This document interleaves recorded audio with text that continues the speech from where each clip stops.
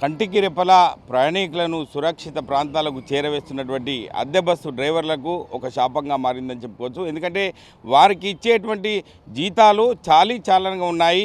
కుటుంబాలు పోషించుకోవాలంటే చాలా దయనీయమైన పరిస్థితి ఉంది. దీనికి సంబంధించి సిద్దిపేట డిపో వద్ద ఉన్నటువంటి 53 బస్సులకు సంబంధించి అద్దె బస్సు డ్రైవర్లు ప్రస్తుతం మనం ఇక్కడ ఉన్నాం. వీరికి సంబంధించి చూసుకున్నట్టయితే ఒక దీనంగా వ్యవహరిస్తున్నారు. వీరికి ఇచ్చే 15,000, 16,000 జీతాలకు మా కుటుంబాలు పోషించుకోవాలంటే చాలా దయనీయమైన పరిస్థితి అని చెప్పి ప్రధానంగా రోడ్డెక్కిన పరిస్థితి ఉంది. విధుల్లోకి ముందుకు రాని పరిస్థితి ఉంది. ఎందుకంటే ఖచ్చితంగా ప్రభుత్వం ఆలోచన చేయాలి, అదేవిధంగా ఆర్టీసీ అధికారులు కూడా ఆలోచన చేయాలని చెప్పి ప్రధానంగా అద్దె బస్సు డ్రైవర్లు సిఐటి ఆధ్వర్యంలో డిమాండ్ చేస్తున్న పరిస్థితి. వీరికి ఖచ్చితంగా అతి త్వరలో నిర్ణయం తీసుకోవాలని చెప్పి ఆర్టీవీ ద్వారా వేడుకుంటున్న పరిస్థితి ఉంది. ఖచ్చితంగా మా జీతాలు మాకు ఇస్తే మా కుటుంబాలు పోషించుకుంటున్నాం. ఎందుకంటే ఈ యొక్క పండుగలలో కూడా సైతం లెక్క చేయకుండా ఉద్యోగాలు చేస్తున్నాం. మాకు ఖచ్చితంగా ప్రభుత్వాలు ఆదుకోవాలని చెప్పి ప్రధానంగా సిఐటి ఆధ్వర్యంలో డిమాండ్ చేస్తున్న పరిస్థితి. మనతో పాటు సిఐటి నాయకులు ఉన్నారు. సార్ చెప్పండి, అంటే వీరి పరిస్థితి చూస్తుంటే దయనీయంగా ఉంది. ఏం చెప్తారు సార్? ఇవాళ సిద్దిపేట డిపోలో 120 మంది బస్సు అంటే అద్దె బస్సు డ్రైవర్లు పనిచేస్తున్నారు. 53 బస్సులు ఇవాళ ఈ సిద్దిపేట డిపోలో పని అంటే నడుస్తున్నటువంటి పరిస్థితి ఉంది.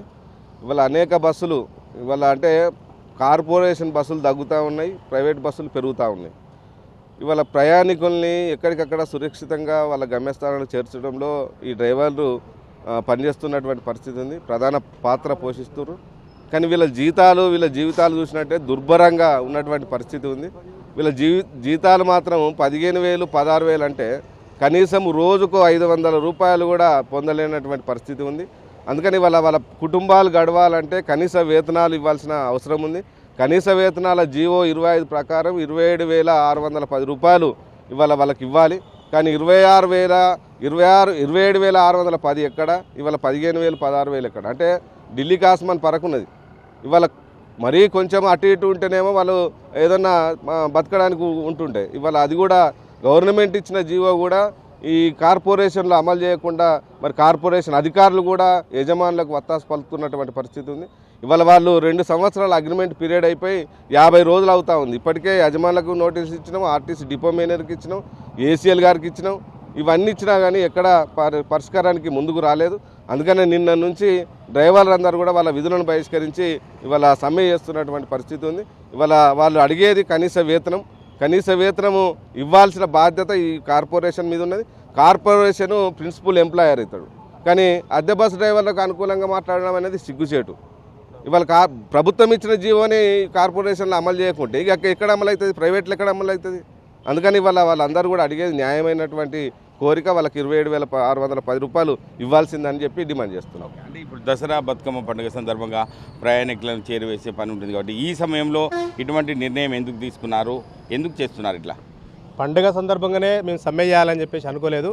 అయితే అగ్రిమెంట్ పూర్తయింది. అగ్రిమెంట్ పూర్తయిన తర్వాత మేము ఓనర్స్ అందరికీ సమ్మె నోటీస్ ఇవ్వడం జరిగింది. వేతనాలు పెంచుకోవాలని చెప్పేసి 2 yearsకి ఒకసారి పెంచేటువంటి వేతనాలు 50 రోజుల క్రితమే నోటీసులు ఇచ్చాము. 50 రోజుల నుండి ఓనర్స్ స్పందించకపోతే రెండో నోటీసు కూడా ఇచ్చాము.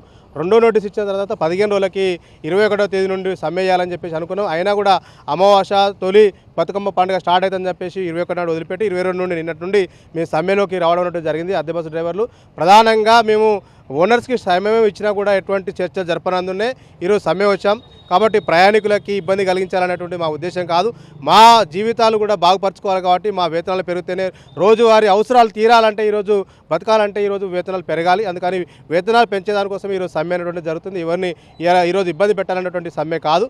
అందుకని ఇప్పటికైనా బేరసారాలకు పోకుండా యజమాన్యం కానీ, సంస్థ యజమాన్యం కానీ, అట్లాగే అద్దె బస్సు ఓనర్లు కానీ సామరస్యపూర్వకంగా వేతనాలు పెంచేదానికోసం దిగి రావాలి. అయితే ఇక్కడ జరుగుతున్నది ఏంటంటే లోకల్గా ఉన్నటువంటి ఓనర్లేమో ఇది సమ్మె జరుగుకొని ఎట్లా పెంచుతాం అని చెప్పేసి అంటున్నారు. కానీ బయట ఉన్నటువంటి కరీంనగర్ కానీ హైదరాబాద్లో ఉన్నటువంటి ఓనర్లు మాత్రము తప్పనిసరిగా వాళ్ళు కోరేటువంటి డిమాండ్ మేము పరిశీలిస్తాం, పరిష్కారం చేయడానికి ముందుకు వస్తా అన్నప్పుడు సిద్దిపేటలో ఉన్నటువంటి ఓనర్లు దాన్ని ఈరోజు అంగీకరించేటువంటి పరిస్థితి ఉంది. అందుకని అద్దె బస్సు డ్రైవర్లకు నోట్ల మట్టి కొట్టే పద్ధతిలో సిద్దిపేట ఓనర్స్ ఉన్నారు. దయచేసి మేము రిక్వెస్ట్ చేస్తున్నాం, సిద్దిపేట ఓనర్లు ఉన్న వాళ్ళకు కూడా రోజు కలిసి ఉండేటువంటి వాళ్ళు మీరు కాబట్టి ఆ రకంగా డ్రైవర్ సోదరులని వాళ్ళ యొక్క జీవితాలు అర్థం చేసుకొని వేతనాలు పెంచాలని చెప్పేసి మేము విజ్ఞప్తి చేస్తున్నాం. మీరు చెప్పండి, అంటే ఇక్కడ మీరు సమ్మె చేస్తున్నారు నిన్నటి నుంచి కూడా, అంటే ప్రధానంగా మీ డిమాండ్ ఏంది, ఏం చెప్తారు? మాకు గత రెండు నెలల క్రితం మా సమ్మె అదైపోయింది. కనీసం ఇప్పటికి 50 రోజులు అవుతుంది. 50 రోజుల నుంచి కూడా ఇంతవరకు కూడా ఏ పరిష్కార మార్గం చూపిస్తలేరు.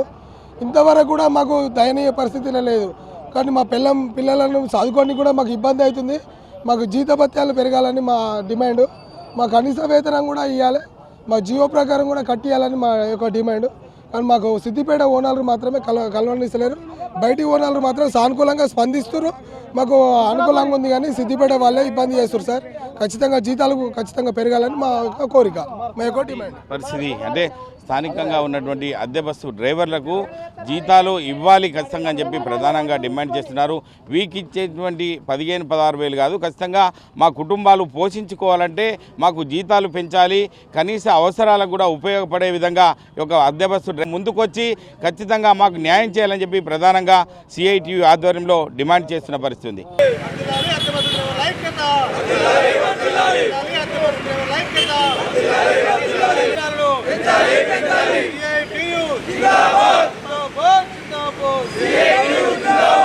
అసలైన తొలి వెలుగు.